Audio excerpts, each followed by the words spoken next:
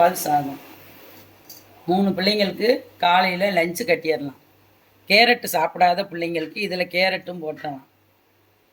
Carrot 2, ஒரு வெங்காயம், ஒரு துண்டு பட்டை, இஞ்சி பூண்டு 1 ஸ்பூன், ஒரு பச்சை மிளகாய், புதினாவும் மல்லியும், தேங்காய் பால் 1 கிண்ணம், ரைஸு, நெய் 1 ஸ்பூன்.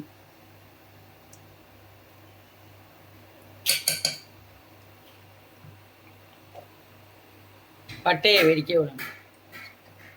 பட்டை மட்டும் போட்டால் போதும். வெங்காயம் 1 வெங்காயம் போதும்.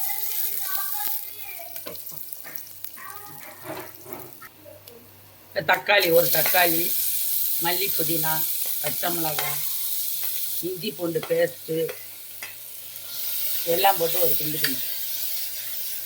காலையில் சட்டுன்னு சாப்பாடு கட்டிடலாம். கேரட்டு சாப்பிட்ட மாதிரி இருக்கும்.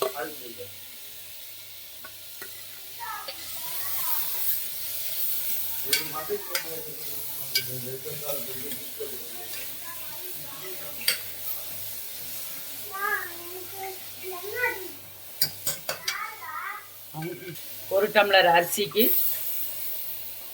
வதங்கிடுறது மாதிரி 2 டம்ளர் தேங்காய் பால் ஊற்றிங்க.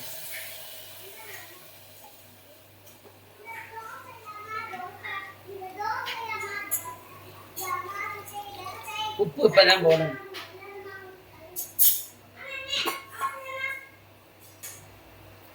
இது நல்லா கொதிச்ச உடனே அரிசியை போடணும்.